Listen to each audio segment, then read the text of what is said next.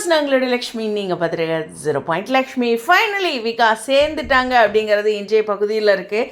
அம்மாவுடைய டைலாக் நமக்கு ரொம்ப முக்கியமான விஷயம் என்னென்னா, ப்ராமிஸ் வாங்கிட்டாங்க. பட் ஆனால் இப்போ அவளோட முடிவை நான் விட்டுட்டேன் அப்படின்னு சொல்கிறாங்க. ஆனால் 2 எபிசோடுக்கு முன்னாடி கூட அம்மா நீ போகிறனா போ, ஆனால் என்னை இது பண்ணக்கூடாது அப்படிங்கிற மாதிரிலாம் சொல்லியிருந்தாங்க. எனிவேஸ் டைலாக்ல கொஞ்சம் முன்ன பின்ன இருந்துச்சு அப்படிங்கிறது தராசு வச்சு பார்த்தா தெரியும் தான். ஓகே, பட் எங்களுக்கு விகாவை சேர்த்து வச்சதுனால நீங்கள் என்ன டைலாக்ஸில் எங்களை ட்விஸ்ட் பண்ணாலும் பரவாயில்ல, இன்றைக்கி சேர்த்து வச்சதுக்கே கொடான கோடி நன்றி. ஸோ சேர்த்துட்டாங்கங்க. ஸோ அந்த டைம் பின்னாடி பார்த்தீங்களா, 3 மணிலேருந்து 5:45 வரைக்கும் பேசியிருப்பாங்க அவங்க வாட்சில். நான் ஃபஸ்ட்டு இந்த வாட்சை ஏன் காமிச்சாங்கன்னு 2 எபிசோடுக்கு முன்னாடி கொஞ்சம் கவனித்தேன். இன்றைக்குமே பார்த்திங்கன்னா 5 நிமிஷம் 10 நிமிஷம் அப்படின்னு கொஞ்சம் கொஞ்சமாக மூவ் ஆனது இருந்தது. கிட்டத்தட்ட 3 மணி நேரமாக 2 பேரும் எல்லாமே பேசியிருக்காங்க. கொஞ்சம் தொண்டை உள்ள போகுது. சரி, ரொம்ப முக்கியமான விஷயம் என்னென்னா, நிறைய விஷயங்கள் 2 பேரும் பேசிட்டாங்க.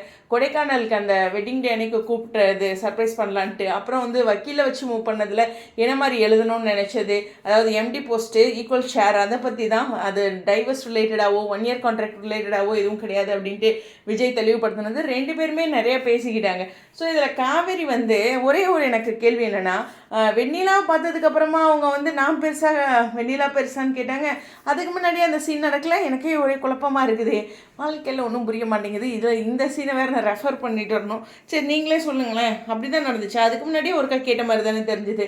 எனிவேஸ், அந்த மட்டும் கொஞ்சம் சீன் போக போக எனக்கு ஒரு கேள்வி.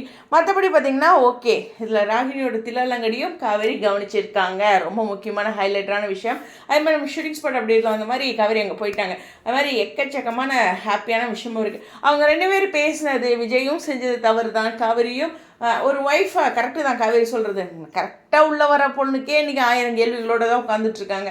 அப்படிங்கும்போது இந்த இடத்துல வீட்டுக்கு ஒரு பொண்ணை கூட்டிகிட்டு வந்தாலும் விஜய் அந்த பர்டிகுலர் டேயில் பண்ணது அப்படிங்கிற நம்மளோட கோவம், அந்த சுளுக்கு இருக்குல்ல, அது சொடக்கு இருக்குல்ல, அந்த சீன் அப்படின்ட்டு எல்லாமே கேட்டுட்டாங்க. ஸோ ரொம்பவே பியூட்டிஃபுல்லான எபிசோட்.